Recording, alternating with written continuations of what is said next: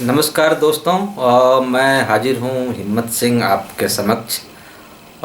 कुछ बातें जो इस दौरान खास करके जब हम लोग लॉकडाउन में फंसे हुए थे, पूरा देश एक तरह से तालाबंदी में था और अभी भी लगभग वही स्थिति है, लेकिन थोड़ी सी मोहलत मिली है। कुछ कुछ आप मूव कर सकते हैं, जा सकते हैं, आ सकते हैं।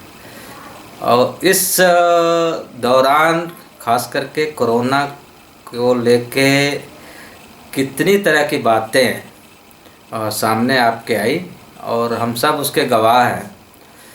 शुरुआत होती है 22 मार्च को जनता कर्फ्यू के नाम से, और उसके बाद अचानक भारत के प्रधानमंत्री नरेंद्र मोदी प्रकट होते हैं अपने पुराने स्टाइल में ठीक 8 बजे, और बोलते हैं कि आज रात 12 बजे से आप जहाँ भी हैं कोई भी साधन संसाधन नहीं चलेंगे, जहाँ हैं वहीं आपको रुकना पड़ेगा क्योंकि ख़तरा बहुत ज़्यादा है। और तमाम जो एक्सपर्ट्स हैं, तमाम लोग हैं, वो अपने अपने ढंग से इसके जो खतरे हैं उसको बता रहे हैं। उसमें डॉक्टर्स भी हैं, WHO और उसके तमाम आनुषंगिक जो संस्थान हैं, सब ने एक बड़ा सा पिक्चर प्रस्तुत किया और आपको और हम सबको, पूरे देश को एक अंधेरे कुएं में डाल के रख दिया। इसका नतीजा क्या हुआ कि कुछ हिस्सा तो देश का जो साधन संपन्न है वो उसको लगा कि हम कोरोना फाइटर हैं और उसी हिसाब से चीज़ों को देख रहा था। अब लेकिन सबसे बड़ी दिक्कत जो हुई, जो हमारे जो श्रमिक हिस्सा है, जो दैनिक मजदूरी करता है, जो दिहाड़ी करता है, जो तमाम तरह से अपने जीवन चलाता है, सबसे ज़्यादा संकट उनके ऊपर आया। और सरकारों ने भी, और ख़ास करके नरेंद्र मोदी ने कहा कि किसी को कोई दिक्कत नहीं होगी, सबको जो जहाँ है वहाँ रहे। लेकिन एक सबसे बड़ी जो उसमें खोज की जाती है वो है तबलीगी जमात का। और तबलीगी जमात के बारे में कहा जाता है कि ये छुपे हुए थे। पूरा देश लॉकडाउन में है, जो जहाँ था वहीं रुक गया, किसी को कहीं जाने का मौका नहीं मिला। तो एक ख़ास उसका एक कोरोना के नाम पे एक पूरा पैकेज तैयार हुआ मरकज़ का, या जो उसको तबलीगी जमात या तमाम चीज़ें आप उसके बारे में आप कहें।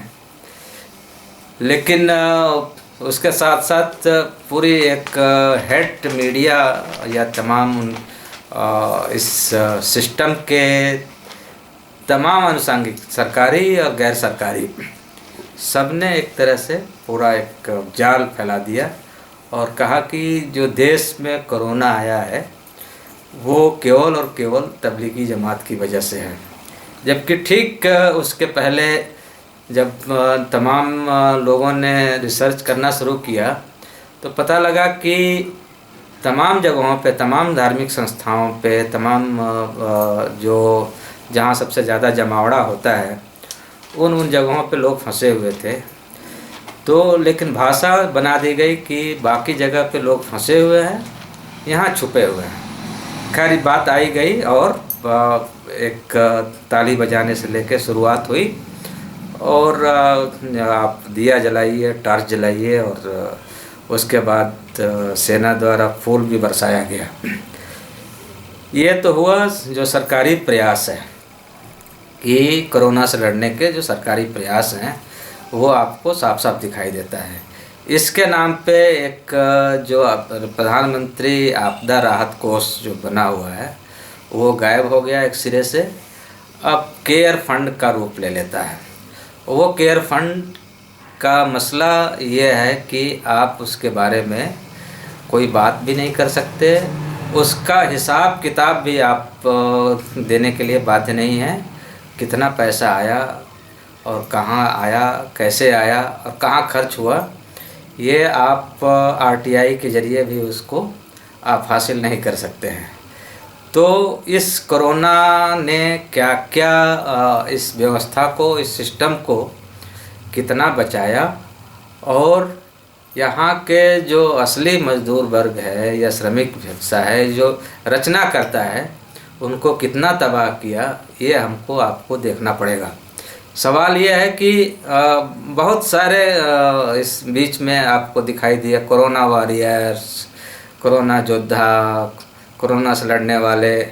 लेकिन जब कोरोना से लड़ने वालों ने जब जगह जगह लोगों ने वीडियो डालना शुरू किया कि भाई हमारे पास ना जो मूलभूत जो हमारे पास जो संसाधन होने चाहिए, सुरक्षा किट होने चाहिए, वो गायब है। और तमाम डॉक्टरों की या नर्सों की पिटाई और तमाम चीज़ें भी इसके साथ साथ चलती रही। और इस बीच में तब तक तबलीगी जमात और मरकज़ का भूत जो है उतर गया था। इसलिए भी उतर गया था कि आप देखेंगे कि उन जगहों पे सबसे ज़्यादा तेज़ी से फैलने लगा जहाँ जहाँ नमस्ते ट्रंप या तमाम तरह के जो हरकतें की गई थी, वो सब की वजह से ट्रंप कोरोना का अपना एक कहर था या जो भी कहिए, वो एक जारी था। लेकिन सबसे बड़ा जो सवाल है सरकार के बारे में, सरकार के बारे में जब हम बात करते हैं तो कहीं से वो लड़ते हुए नहीं दिखाई देती है। ये ज़रूर है कि कोरोना के नाम पे वो एक तरह का उसको मौका मिल जाता है अपनी मनमानी करने का। इस बीच में आप देख सकते हैं कि तत्काल चाहे उत्तर प्रदेश की गवर्नमेंट हो, चाहे मध्य प्रदेश की गवर्नमेंट हो, या और भी जो भाजपा शासित राज्य हैं, उन जगहों पे जो मज़दूर कानून हैं, तो हाँ मैं वो भी मज़दूर कानून है, सबसे पहले उसको बदला गया और कहा गया कि आप ये यहाँ कोई मज़दूर कानून लागू नहीं हो सकता। इसके पीछे तर्क दिया गया कि इन्वेस्टर्स आएंगे। तो सवाल ये आता है कि इन्वेस्टर कहाँ से आएंगे? 6 साल जो आप हवाई करते रहे तब तो नहीं आए। ऐसे समय में जब आपकी इकनॉमी पूरी तरह से तबाह हो गई है, तब इन्वेस्टर कहाँ से आ जाएंगे, ये मुझे समझ में नहीं आ रहा है। लेकिन चलते हैं थोड़ा सा और आगे। चौथे लॉकडाउन से पहले प्रधानमंत्री जी फिर अवतरित होते हैं और उनको बड़ा एक शौक़ है देश को संबोधित करने का। और पहले तो वो मीडिया मन की बात कर के लोगों को मनोरंजन करते रहे हैं। अब वो सीधे आ जाते हैं, वो टीवी पे अवतरित हो जाते हैं। और अवतरित ही नहीं होते हैं, अब वो सब चैनलों की भी बाध्यता होती है कि वो इनको दिखाए। खैर, अब हम देश के नागरिक हैं और वो हमारे प्रधानमंत्री हैं, तो इस बार का उनका जो नारा था आत्मनिर्भरता, आत्मनिर्भरता के लिए 4-5 उन्होंने पिलर की बात की। आत्मसंतुष्टि, आत्मबल, ये इतनी बार आत्मा का प्रयोग इस बार के मतलब उनके संबोधन में था कि आत्मा गदगद हो गई। जिनकी भी आत्मा थी वो एकदम, आप सोच सकते हैं कि क्या क्या उन्होंने गुल खिलाए। लेकिन सबसे बड़ी बात, 20 लाख करोड़, पूरा देश जो है गदगद हो गया कि अब देश का भविष्य मजबूत हाथों में है, मजबूत कंधे पे है। लेकिन 5 दिन के जो हमारी वित्त मंत्री हैं निर्मला सीतारमण जी, उनके और उनके साथ सहयोगी अनुराग ठाकुर का चेहरा देख देख के वो क्या बात कर रहे हैं, कौन सा पैकेज दे रहे हैं, क्यों दे रहे हैं, आज तक तमाम जो अर्थशास्त्री हैं यहाँ, हम तो आमतौर पे जो यहाँ के जो सामान्य जन हैं उनको तो मतलब दूर की बात है, उनको तो समझ में नहीं आता है। वो भी बजट का मामला हो, फाइनेंस का मामला हो, रेपो रेट और दुनिया भर की क्या क्या उसमें टर्मिनोलॉजी होती है। लेकिन आज तक एक भी पैकेज की घोषणा ऐसी नहीं दिखाई दी जो लगे कि भाई संकट का समय है, उसमें ये पैकेज आप लीजिए, आपको इतनी छूट दी जा रही है, या आपको ये खाना के लिए दिया जा रहा है, ये आपके जाने के लिए दिया जा रहा है, ये तमाम चीज़ें हैं। तो अब क्या हो रहा है भाई, लोन दिया जाएगा।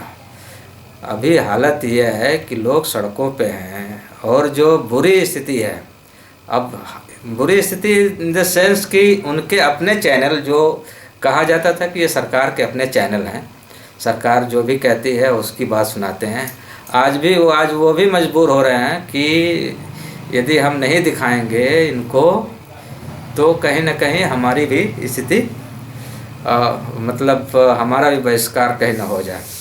तो ये हालत हो रही है कि वो भी बाध्य हो रहे हैं। उन तमाम जो इतिहास में शायद इतनी बड़ी त्रासदी शायद ही कभी देखने को मिली होगी। लोग बिना किसी उम्मीद के कि पहुंच पाएंगे कि नहीं पहुंच पाएंगे, लोग चले जा रहे हैं लगातार। आप कहीं बस से कुछ चले जा रहे हैं, कभी ट्रेन से कुछ चले जा रहे हैं, कभी लोग भूख से मर रहे हैं, कोई प्रेग्नेंट है तो कोई बीमार है तो कोई बूढ़ा है तो कोई बूढ़ी है, वो किसी को कोई कंधे पे ले जा रहा है, कोई बेटी अपने बाप को साइकिल से 8-8 दिन 10-10 दिन पीछे बिठा के ले जा रही है। ये जो मतलब तबाही का मंजर है, ये इसमें कहीं से भी राहत नाम की कोई चीज़ दिखाई नहीं देती है। अब आते हैं आत्मनिर्भरता की। जैसे ही बात आत्मनिर्भरता की आई, सबसे पहले जिसका राष्ट्रीयकरण किया गया था कोल का या कोयला विभाग का, वो सबसे पहले उसको बेच दिया जाता है। ऐसे रक्षा संसाधनों के लिए जो हमारे पास गोला हथियार बारूद जो बनाए जाते हैं उनको बेच दिया जाता है। इसके अलावा एयरपोर्ट बेच दिए जाते हैं। बाकी मुझे नहीं लगता कि और भी चीज़ें हैं, वो शायद इसलिए नहीं बिकी होंगी कि ख़रीदार नहीं है या अभी शायद दाम ज़्यादा है। और ख़रीदेगा कौन, उनको मालूम है कि कौन ख़रीदेगा कौन बेचेगा, ये सारा कुछ पहले से तय है। तो ये कहीं से कोरोना से लड़ने वाली सरकार तो नहीं दिखाई दे रही है। ये ज़रूर है कि यहाँ के मेहनत का समाज की कमर तोड़ने और कैसे और ज़्यादा से ज़्यादा तोड़ा जाए, ये पूरा का पूरा एक पैकेज, इसका पैकेज हम ज़रूर हम देख पा रहे हैं, समझ पा रहे हैं। अब आते हैं थोड़ा दूसरे जो राजनीतिक पार्टियां हैं, ये विपक्ष की जो भूमिका है उसके ऊपर हम थोड़ा बातचीत करें। इस पूरे दौरान जहां जो अपने आप को श्रमिकों की पार्टी कहते हैं या जो अपने आप को यहाँ की जनता की पार्टी कहते हैं या आम आदमी की पार्टी कहते हैं, उनको कहीं न कहीं इससे निकल के बाहर आना चाहिए था। वो एकदम नदारद था। ये ज़रूर है कि कांग्रेस ने आते आते जब ऐलान कर दिया कि भाई आपके पास ट्रेन चलाने का पैसा नहीं है या हमारे मज़दूरों को ले जाने के लिए पैसा नहीं है, तो वो पैसा हम देंगे, तब ये अचानक बाजी पलटती है। और भी कई राज्य कहते हैं कि हम अपने लोगों को बुलाएंगे, अपने खर्चे पे बुलाएंगे, आप मत करिए। अब उसमें लीपापोती होती है कि 85% केंद्र सरकार देगी और 15% राज्य सरकारें देंगी। वो 85 क्या देगी, क्यों देगी, कहाँ से देगी, क्या कर रही है, जबकि जो भी मज़दूर जब जा रहे हैं तो प्रॉपर वो पैसा दे के, नॉर्मल टिकट से भी ज़्यादा पैसा दे के वो उनको भेजा जा रहा है। तो ये पूरा का पूरा कोरोना के नाम पे जो पैकेज सरकार ने भी या इस सिस्टम ने भी, मैं सरकार को इसलिए भी नहीं कहूँगा क्योंकि सरकार के अलावा भी बहुत सारे जो इसके स्टेक होल्डर्स हैं, इस जो सरकार में नहीं हैं लेकिन वो सरकार को एक तरह से सरकार ही है वो अपने आप में, उन सबको कहीं ना कहीं इस कोरोना ने और ज़्यादा मजबूत किया है और ज़्यादा उनको ताकतवर बनाया है। और जो थोड़ी बहुत भी आवाज़ उठाने वाले लोग थे उनको आज भी इस पूरे दौर में जहाँ आपको लड़ाई लड़नी थी वहाँ लड़ाई नहीं लड़के आप तमाम एक्टिविस्टों को, तमाम कार्यकर्ताओं को जेल में ठूंस रहे थे। जबकि पहले ये कहा गया था कि भाई जेलों को भी खाली किया जाए क्योंकि वहाँ संभावना ज़्यादा आपको कोरोना की हो सकती है। तो ये आपको पूरी क्रोनोलॉजी, जो हमने पहले भी कहा था कि ये कोरोना तो नाम है, उसके पीछे पूरी क्रोनोलॉजी है।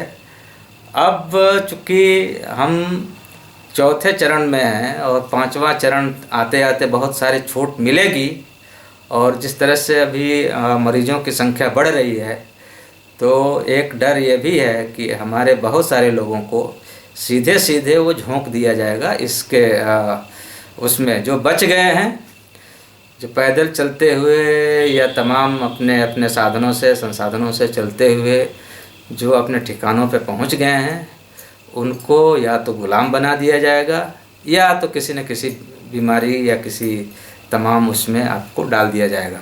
ये एक संभावना मैं व्यक्त कर रहा हूँ। तो ये है कोरोना की क्रोनोलॉजी। वो पैकेज कोरोना के नाम पे किसको मिला और उस पैकेज का सबसे ज़्यादा खामियाजा किसको भुगतना पड़ा, ये अभी तक के जो थोड़ी बहुत हमने जो बातचीत आपके सामने रखी है, इससे आपको थोड़ी समझ आ जाए।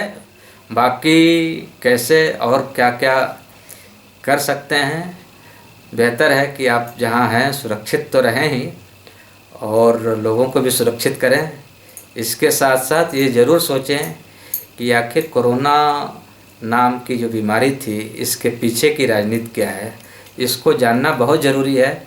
अन्यथा आप जब नोटबंदी हुआ था तब से लेके अभी तक ठगे जाते रहे हैं। इसी के साथ मैं अपनी बात ख़त्म करता हूँ। नमस्कार।